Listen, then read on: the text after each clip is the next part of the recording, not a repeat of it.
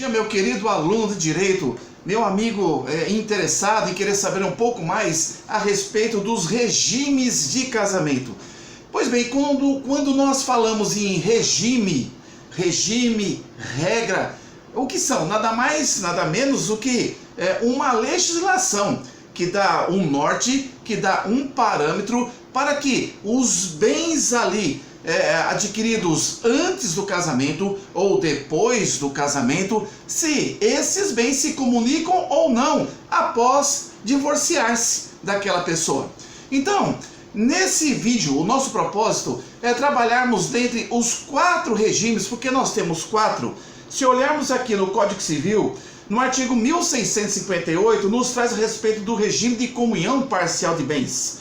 No artigo 1667 do Código Civilista, nos fala a respeito do regime de comunhão universal de bens. Aí no 1687, do regime de separação de bens, e temos o 1672, do regime de participação final nos aquestos. Mas para que isso? Para que serve os regimes? Nós estaremos aqui, a proposta, falando aqui, dentre os 4, focando no de comunhão parcial de bens. O que é esse regime? Para que serve esse regime quando as pessoas se casam, se habilitam ao casamento e fazem ali no cartório a escolha do seu regime? Por quê?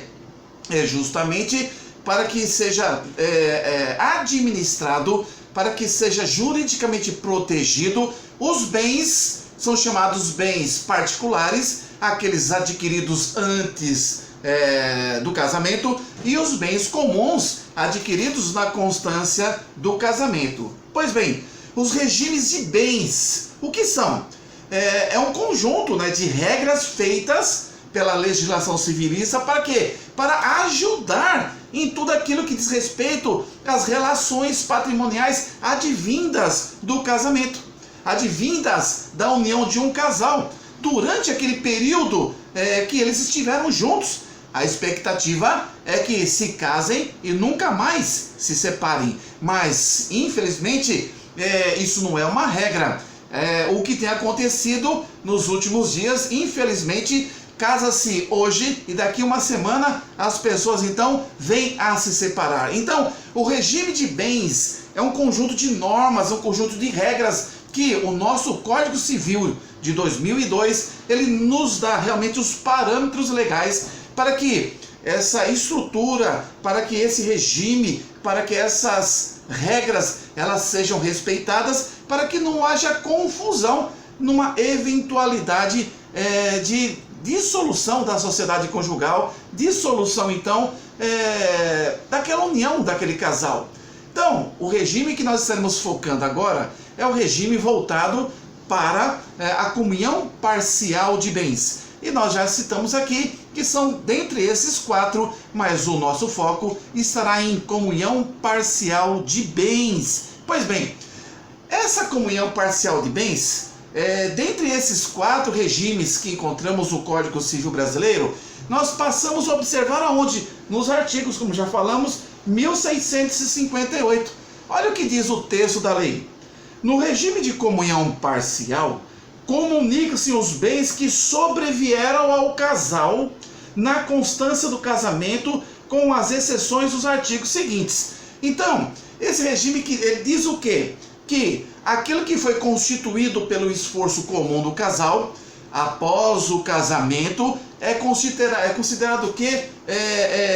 Bens comuns do casal, que surgiram do esforço do casal, que surgiram do trabalho do casal. Então, a comunhão parcial de bens é um desses 4 regimes que regram essa questão patrimonial, e é muito importante que você saiba disso.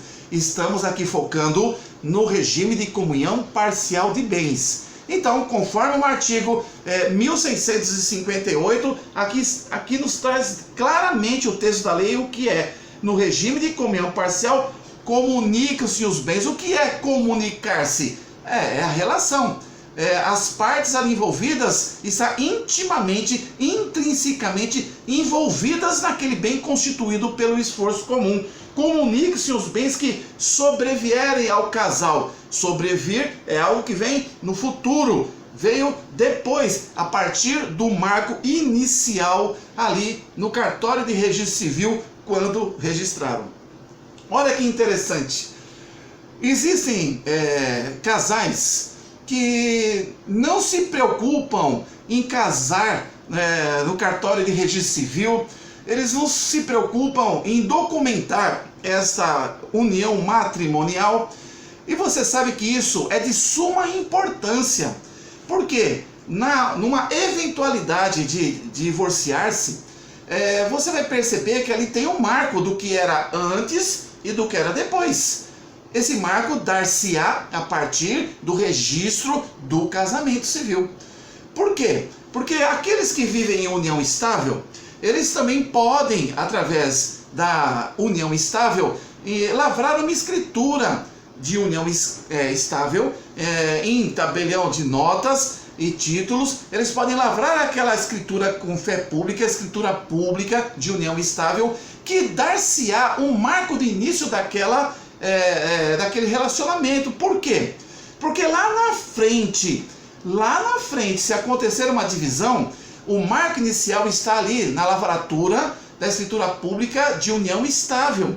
Porque se alguém lá na frente, 20 anos depois, de repente questionar na partilha dos bens que aquele determinado bem, por exemplo, o imóvel que foi adquirido antes dessa união estável, antes do registro do casamento, não se comunica. Se você tem a certidão de casamento que tem a data do início, você pode então entender se aquilo que ele está dizendo é verdade ou não.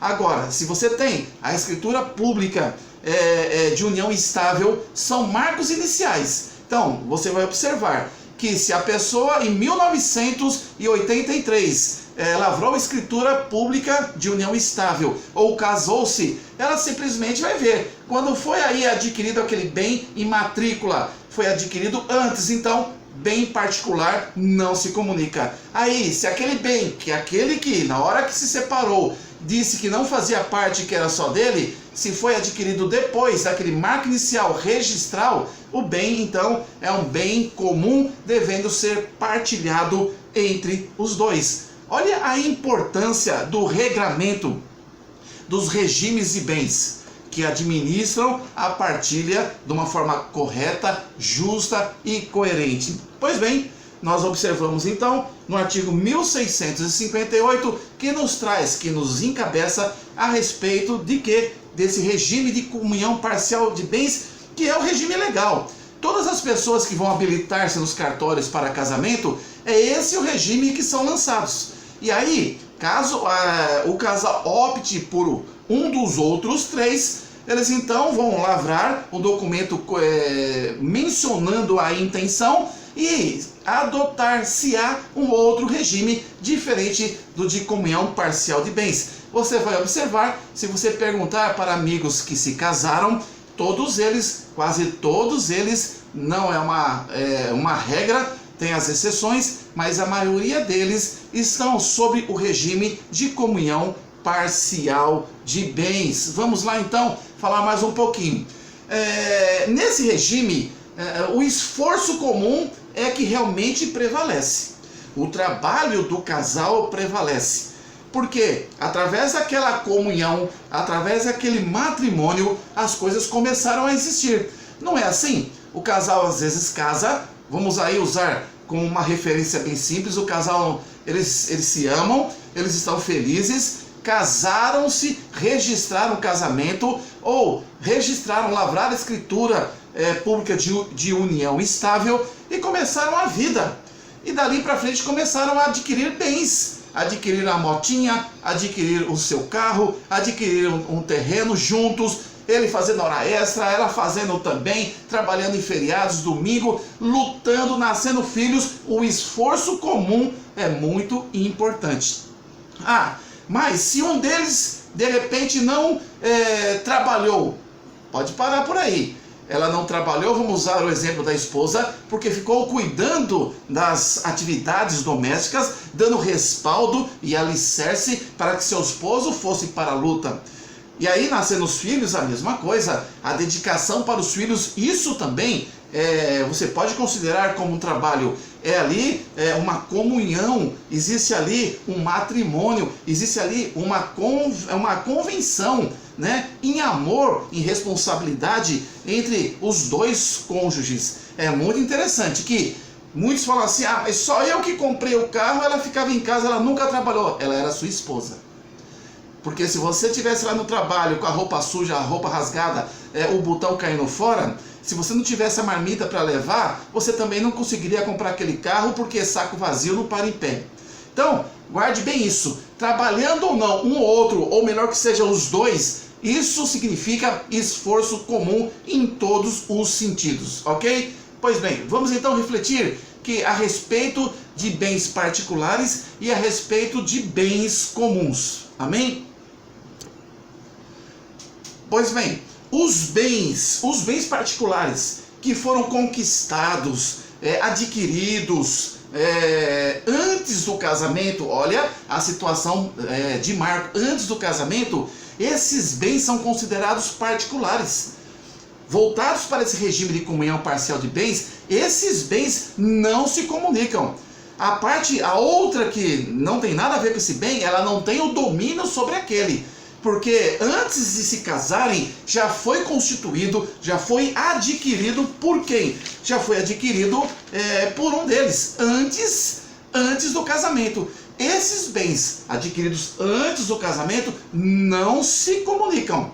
Mesmo que esses bens sendo vendidos após o casamento e o que se comprou após o casamento, oriundo do valor daquele bem particular, então o fruto daquele dinheiro, da venda daquele bem particular que não se comunica, esse dinheiro veio durante a vigência do casamento, ele comprou uma outra casa, essa casa não se comunica, mesmo dentro do casamento, mesmo após o registro do casamento civil.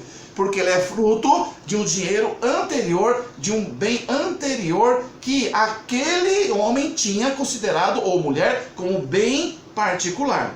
Não se comunica. Essa questão de lapso, de começo do matrimônio ou da união estável é muito importante.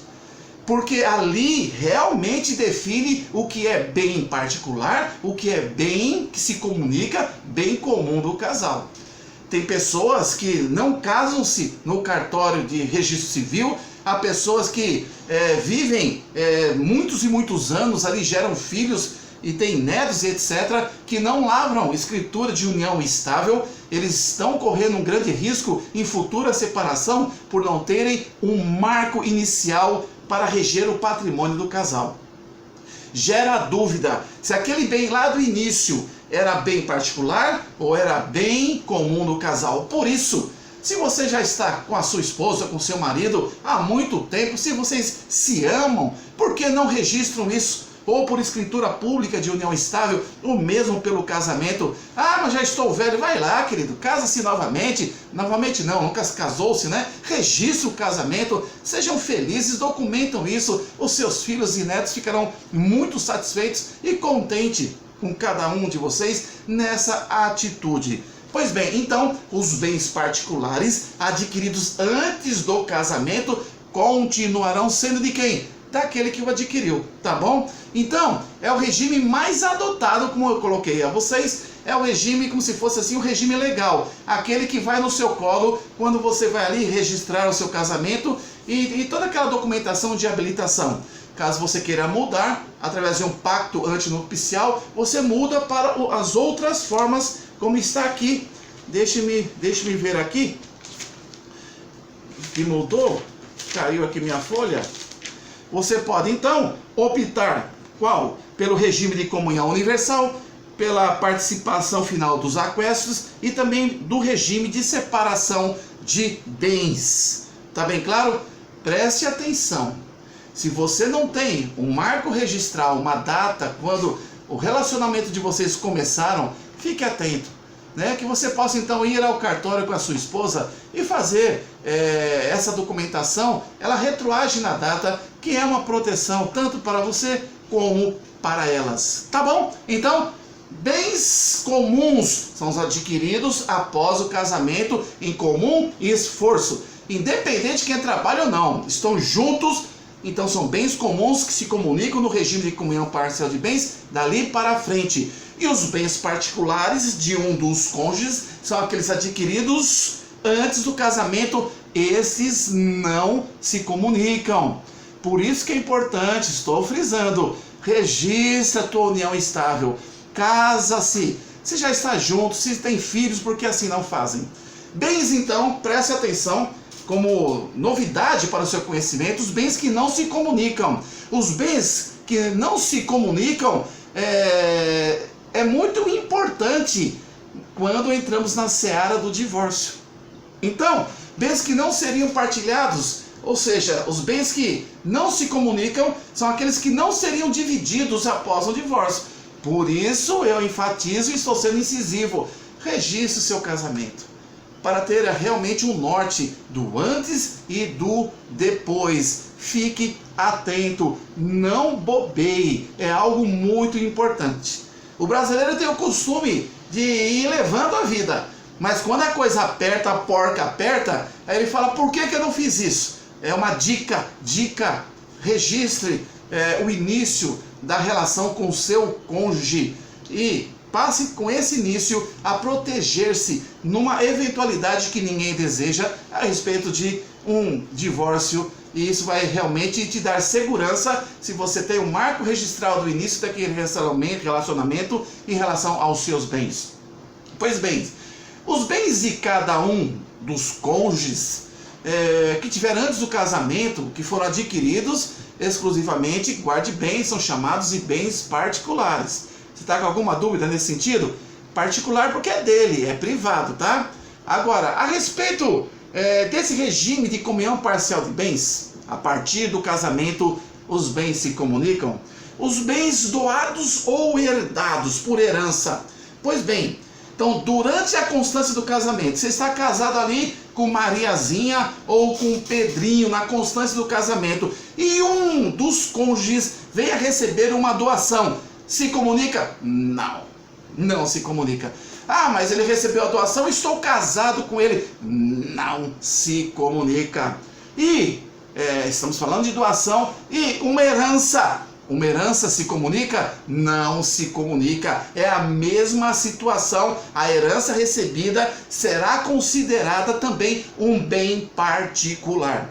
Então, olha só. Se você está casado no regime de comunhão parcial de bens, enfatizando, tem o marco do casamento, o marco da escritura pública, né, de união estável, é muito importante. Os bens particulares não se comunicam no divórcio.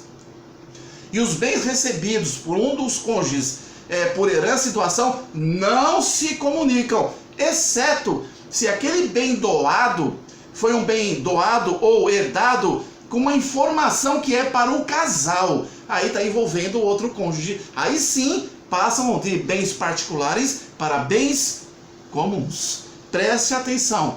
Bens doados, em regra, bens de herança, mesmo você estando casado pelo regime de comunhão parcial de bens, esses bens não se comunicam. Tá bem claro? E também os bens particulares, antes de se casar, você vendeu o fruto daquele dinheiro, você pegou aquele dinheirinho, já casado e comprou um outro terreno, um outro bem, uma outra coisa com valoração patrimonial, esse bem, mesmo comprado depois, como é fruto daquilo que veio lá de trás, não se comunica, não adianta brigar. Isso é uma informação importante. Então, e as obrigações anteriores ao casamento? Tudo que o cônjuge fez antes do casamento são obrigações apenas dele. Se ele contraiu o quê? Um financiamento, isso não vai cair sobre as costas do outro cônjuge, porque foram obrigações que ele contraiu lá atrás, entendeu? Lá atrás. Agora, durante o casamento, aquilo que eles contraíram como obrigações é dos dois. Então, separando-se, divorciando-se, perdão, eles vão ter que arcar com essas obrigações. Se alguém fez antes do casamento, contraiu uma obrigação de mútuo ou financiamento bancário, ele responde mesmo durante o casamento, é dívida dele. Agora, se o casal, em comum acordo, fizeram ali um empréstimo durante a constância do casamento por um ideal comum deles, para uma finalidade, essa obrigação de pagar e quitar aquela dívida feita com a instituição financeira é de ambos, tá bom? Tem que ficar muito atento. Pois bem, outra questão a ser analisada: os bens de cada um, os bens pessoais, intrínseco a cada um deles. Por exemplo, equipamentos, ferramentas, livros voltados dentro da profissão daquela pessoa, utensílios, instrumentos de profissão em todos os sentidos.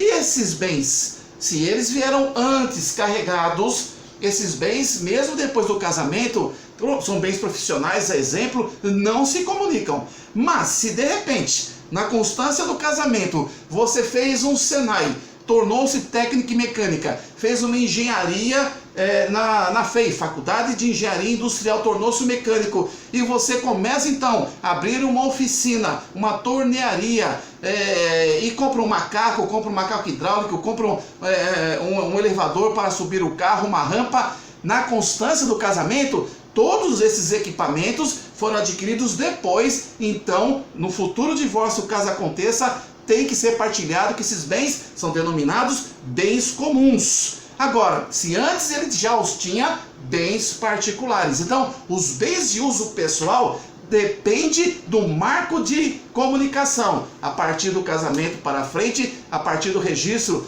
da escritura pública de união estável para frente. Fique atento. Não toscaneje, não deixe o cachimbo cair, não cochile, registre o seu casamento. Pois bem, dentro desse mundo que vocês viram que realmente é bem interessante e que poucas pessoas têm informação, que realmente fiquemos atentos quanto a isso, ok? Então, o artigo 1660, aqui o meu vadimeco está teimoso, ele está querendo fechar toda vez. Então, o 1660 diz assim, deixe-me ver aqui, olha aqui, 1660, entram na comunhão os bens adquiridos na constância do casamento por título oneroso, ainda que só em nome de um dos cônjuges.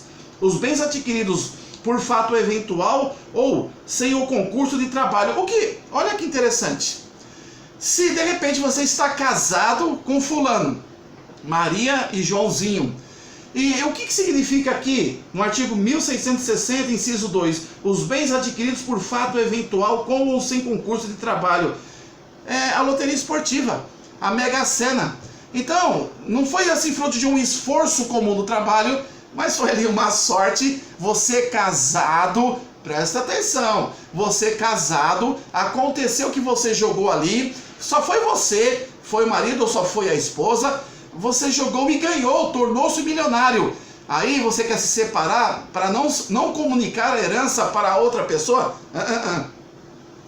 Essa situação diz aqui, no 1660 do Código Civil, entram na comunhão os bens adquiridos por fato eventual, a exemplo de loteria esportiva, a exemplo de algo que você recebeu, a Mega Sena. Eu não conheço bem esses tipos de jogos, mas você ganhou uma bolada durante o casamento. Não venha com falcatrua. O dinheiro é seu e o dinheiro é dela. O dinheiro é dela e o dinheiro é seu. Então se comunica assim durante o casamento, tá bom? Os bens adquiridos na constância do casamento por título oneroso. Fique atento, preste atenção, entendeu? Então, os bens adquiridos com ou sem concurso do trabalho, ao exemplo da loteria, se comunicam. Ok? Então você ganhou no sorteio, ganhou na loteria, já casado. O fruto daquele ganho é de ambos, são considerados bens comuns. Esses bens surgiram durante o casamento e nesse caso não por um esforço comum de trabalho, mas por um acontecimento eventual. Pois bem, vamos aqui Os bens adquiridos por doação, nós já falamos, ou legado em favor de ambos os cônjuges. Tem então os de doação e herança, que é só para um. Que ele então, essa herança aconteceu e beneficiou em cota, ele já casado, é só dele. Foi doado só para ele, é só dele.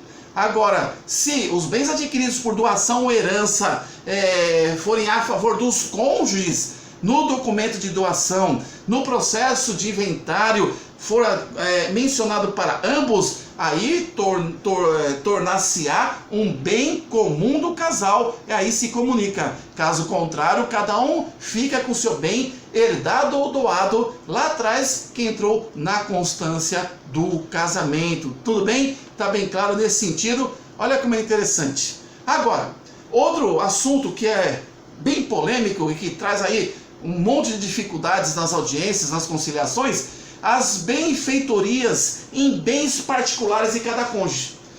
Então, Joãozinho, antes de se casar, dentro desse regime de comunhão parcial de bens, ele tinha um terreno. Ele tinha o domínio desse terreno. Aí, casou-se. No curso do casamento, ele construiu uma casa com esforço comum da esposa. Os dois trabalhando, fazendo hora extra e tudo mais. O que acontece? As benfeitorias são consideradas como bens comuns. Então, o terreno, ele ou ela, aquele que tinha antes, a pessoa não questiona. O marco inicial era dele, bens particulares. Mas construiu após o casamento sobre aquele terreno 50%, com base na norma, com base no regime de comunhão parcial de bens, dessas benfeitorias que valorizou aquele terreno, que tornou-se ali uma casa reconhecida pelos órgãos municipais e registrais. O que acontece? Tem que ser então dividido numa eventualidade de divórcio futuro, porque as benfeitorias foram ali feitas com uso comum, aliás, com esforço comum. Então a pessoa não pode sair com a mão abanando e deixar a casa de graça para o outro. Esse outro tem que se responsabilizar em termos de audiência ou de uma outra forma extracontratual em restituir aquele valor estimativo para a outra parte. Então, as benfeitorias em bens particulares é algo que precisamos ficar atentos nesse sentido, tá bom? Porque são obras que vieram a valorizar aquele imóvel. Então, essa valorização fez com que aquele bem, não o bem em si, mas a parte que foi valorizada como bem comum do casal. Outro assunto, os frutos dos bens comuns e dos bens particulares. Os bens comuns, por exemplo, construíram uma casa, alugaram essa casa, esse salão, os frutos, o aluguel é de ambos. O aluguel é de ambos. O próprio patrimônio é de ambos e os frutos daquela locação, daquele salão para uma mecânica é de ambos. Ok? Agora o que acontece? Olha só, em relação aos frutos, os frutos dos bens comuns ou dos particulares de cada um dos cônjuges percebidos na constância do casamento é algo muito importante que deve ser observado, entendeu? Então, se de repente de um bem particular, um salão que tinha aquele cônjuge e ele o tem antes do casamento, mas que ele passa a alugar e o aluguel cai dentro do casamento, o aluguel é de ambos. Quando houve a separação, esse benefício daquele cônjuge que não era detentor daquele salão, ele passa a perder e o aluguel então fica apenas para aquele que era detentor do domínio do bem particular salão para uma mecânica. Pois bem, meus queridos, nós estamos aqui trazendo para vocês uma vaga noção a respeito do regime de comunhão parcial de bens que está no artigo 1658 do nosso Código Civil. No regime de comunhão parcial, comunique-se os bens que sobrevierem ao casal e toda essa explanação sucinta que fizemos a vocês. O nosso conselho é que você possa ter o marco registral através da certidão de casamento ou da escritura pública de união estável. Se você está em união estável, vá ao cartório e procura informar-se como lavrar essa escritura de união estável e documentar isso, porque lá na frente pode ser um documento imprescindível para a partilha dos bens que sofrerem ali um divórcio. Muito obrigado pela sua atenção. Caso sinta o desejo, o interesse, tenha gostado, humildemente peço que você então participe isso com outras pessoas, dê o joinha, toque no sininho e inscreva-se nesse canal. Fica com Deus, um grande abraço. Bom dia para vocês também.